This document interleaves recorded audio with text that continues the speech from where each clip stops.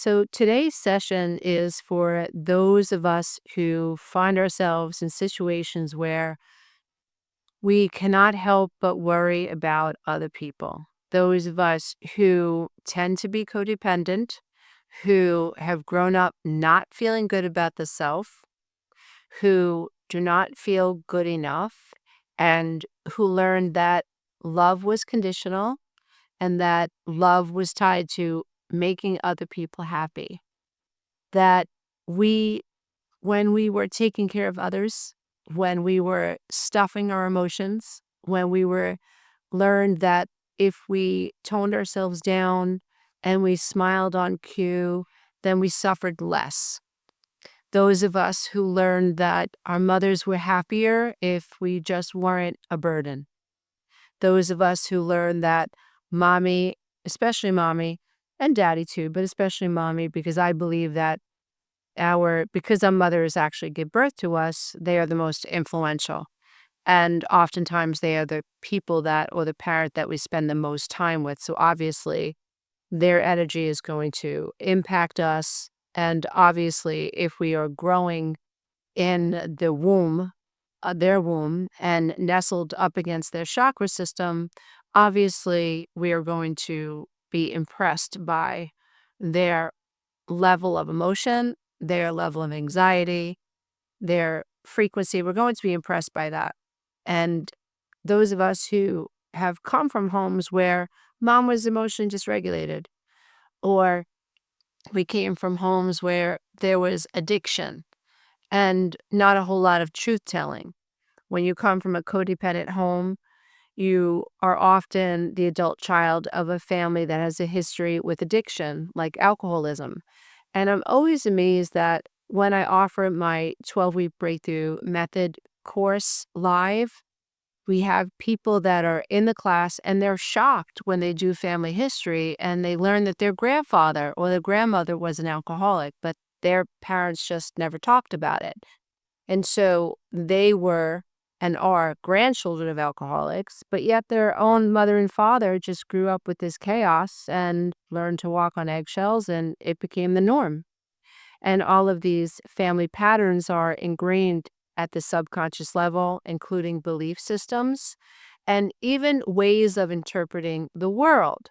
And so if you are highly codependent, and you gain a sense of self by taking care of other people, by literally dropping everything because so and so needs a ride to the grocery store, or so and so is sick and they would like some chicken soup, or you're in the middle of taking care of yourself and you find out that one of your kids is having a really hard time, you drop everything and you go. I'm talking about adult children.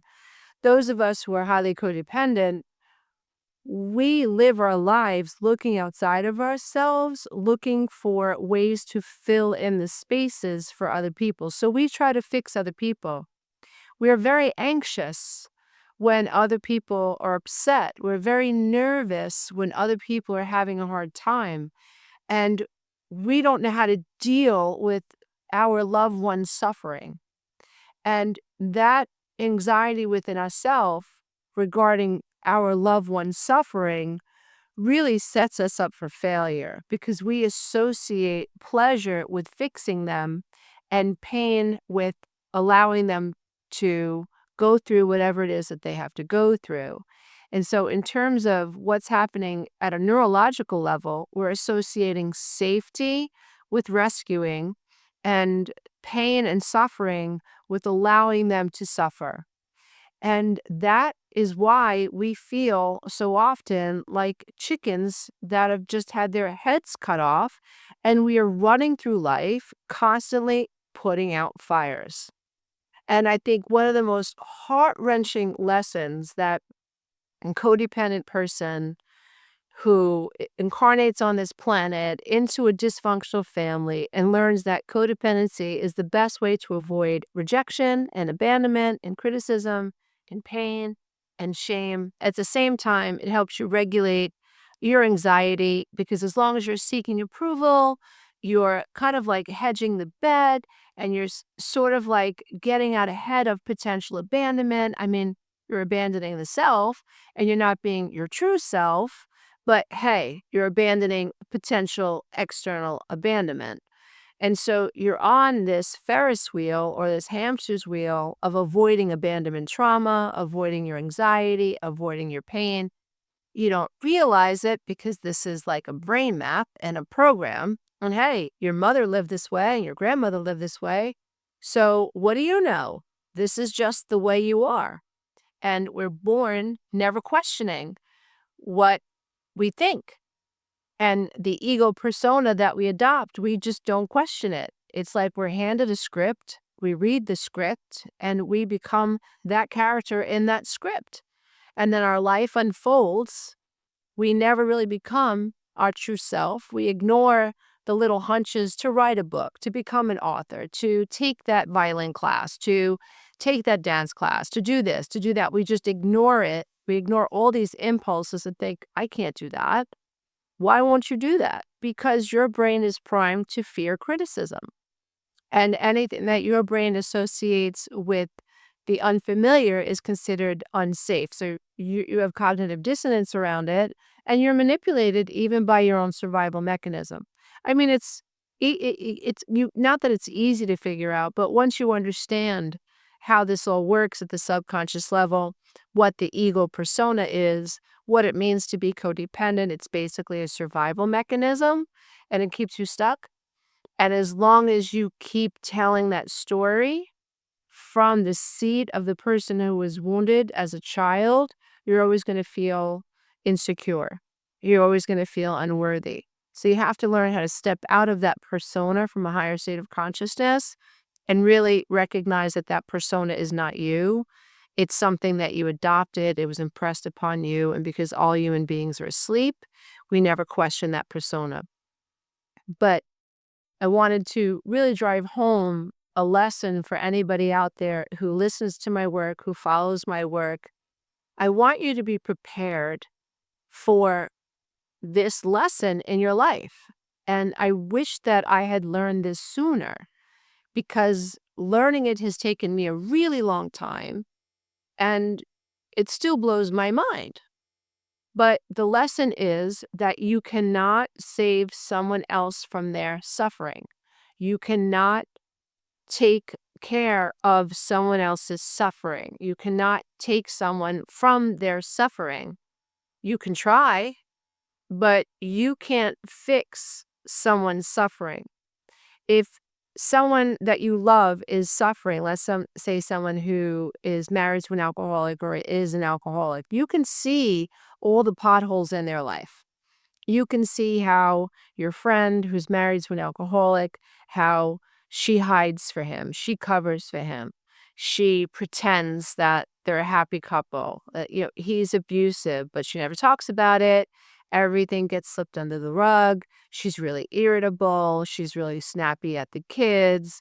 And every time you try to approach the topic, she covers for him and she takes it out on you, pushes you away, and accuses you of being intrusive. You're just trying to help your friend out. You know your friend is suffering, but you can't wash her floor enough. You can't listen to her cry enough. You can't try to talk to her enough to end her suffering. You can't fix people. This is her journey. And if you're codependent, you will ruminate about your friend who is married to an alcoholic, for example.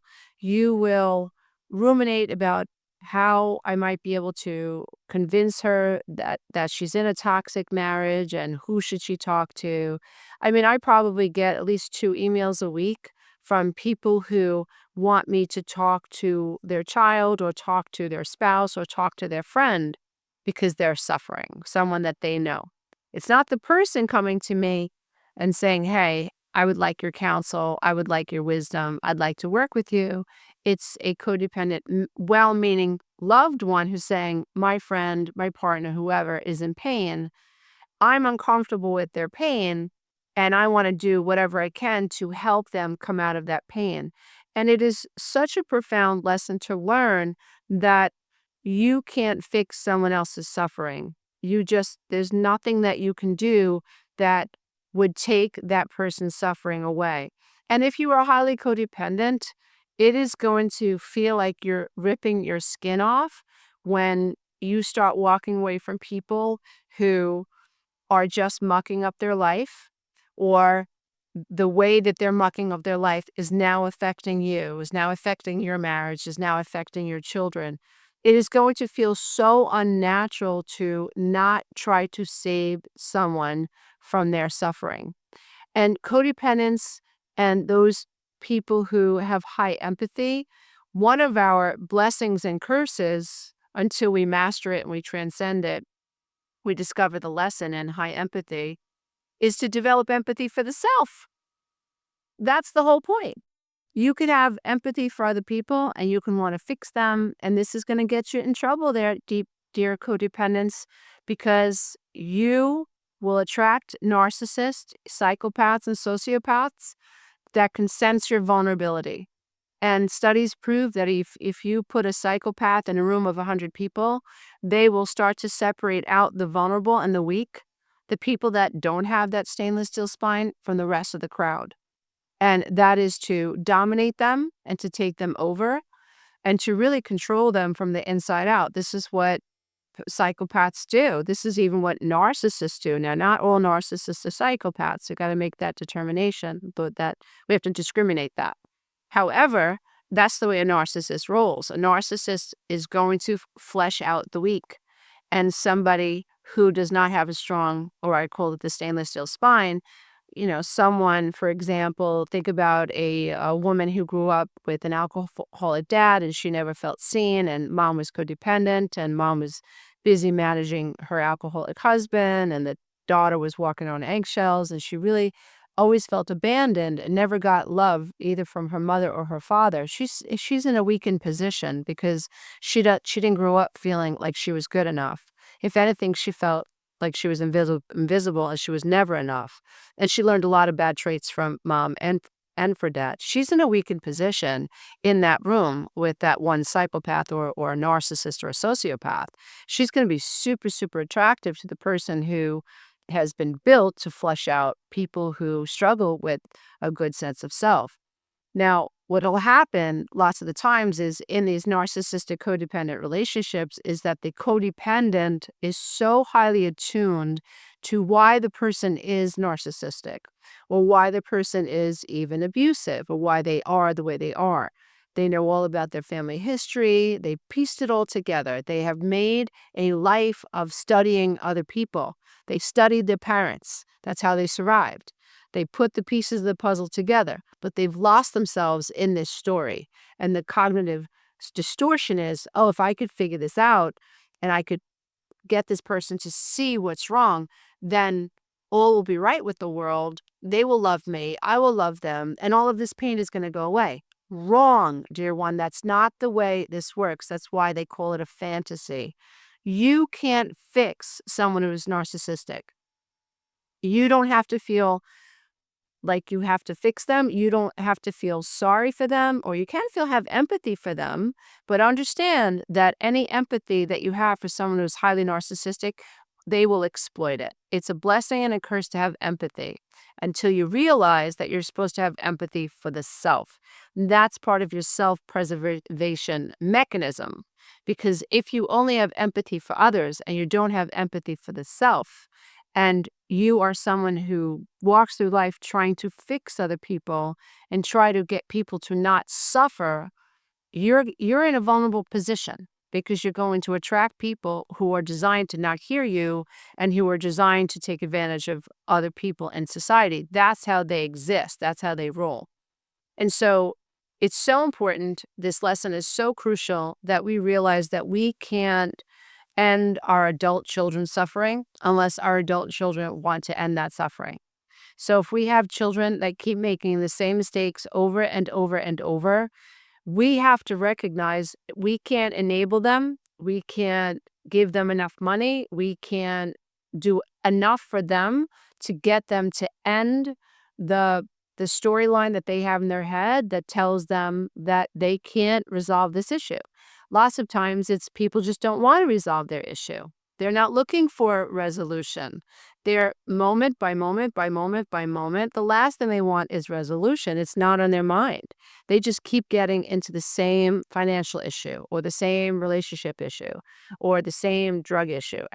They are not looking for resolution. They're trying to get from Monday to Tuesday in the same pattern without resolution. And as parents who are highly codependent or highly empathic or just friends and loved ones, we see our friends and our families that are suffering from outside the fishbowl. And all you want to do is jump in and fix it for them. But we can't. We can't because that individual person has their own lessons to learn. And all suffering basically implies that that person's their soul is perfect, but they don't know that. But they haven't learned what they need to learn to find peace and integration yet. And it is through their trials and through their tribulations and through their pain and the contrast that eventually they get to a point, hopefully, where they realize that the only thing that's going to end this suffering is them ending that suffering. And it is one of the hardest lessons for a codependent loved one, codependent mother, codependent father, whoever, codependent friend, to learn you cannot end other people's suffering. That is on them. You can support someone who says, hey, I need help. Now, if your friend is suffering and they come to you and they say, I'm ready to change, or can you help me? I'm ready to admit that my marriage isn't what I pretended it was, and can you help me? That's different.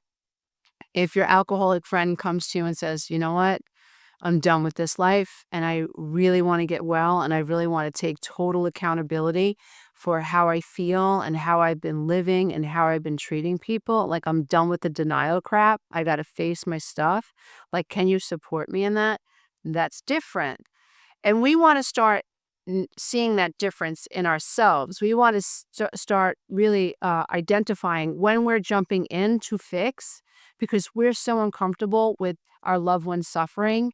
And when our loved one is suffering and then they make the turn and they come to us and they want some help, that is what we're trying to recognize. And it's so uncomfortable because you feel like you're letting them down. You feel like you're giving up on them, but you're not giving up on them. You're giving them the space to recognize that they're in a bad place and only they can make that turn and only you can support them when they make that turn.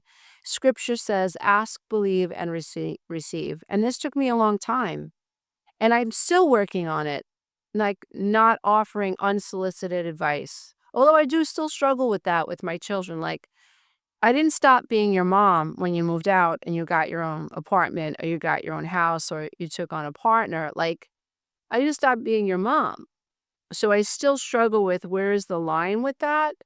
But certainly with strangers or other people or friends, like I'm much better at like not offering unsolicited advice, which can be complicated as a life coach because I'm paid to give advice or to offer strategy steps to other people.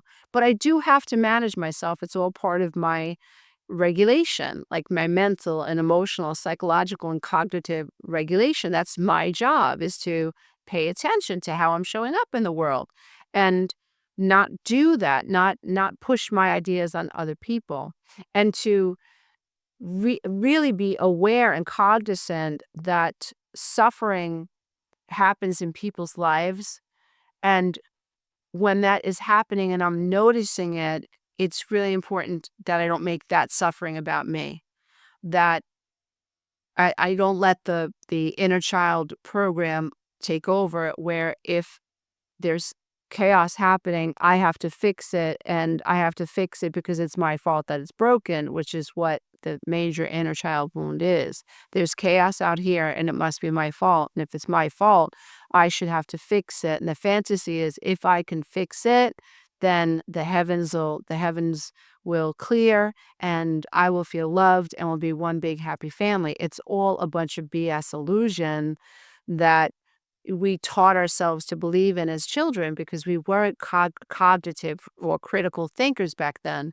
But as we grow in emotional intelligence, as we gain wisdom, as we gain knowledge, as we understand different methods for personal transformation, as we understand and heal our inner child, and we break free of these patterns and programs that were impressed upon us when we were little, when we were powerless, and we start to really know ourselves and set boundaries and disidentify from our persona and the stories our ego is telling us, there is great liberation in that. And in that separation is a whole lot of self-accountability.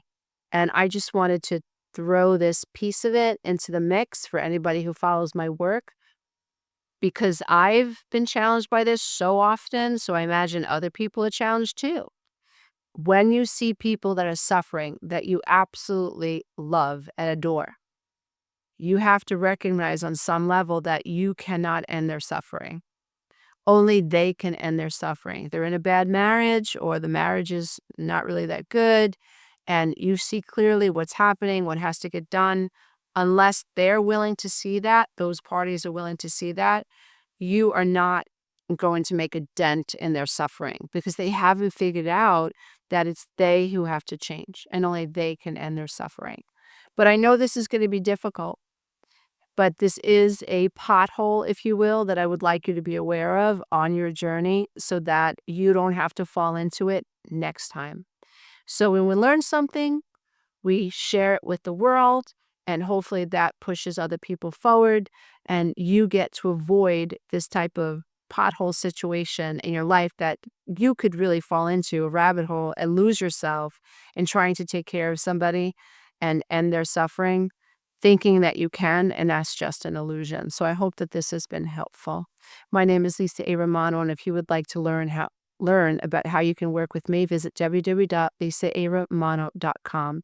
We have a number of free resources on my website, and you can also work with me inside the Conscious Healing Academy, which is a 3-part coaching system made up of the 12-week breakthrough method, the 8-week neuromanifestation masterclass, and Soul School, a 10-week course in the quantum science of love consciousness. Namaste, everybody. Until next time, you are enough, and thank you for being here. Hey, if you love this content, don't forget to check out the next video, and you can go to my website and take the codependency quiz.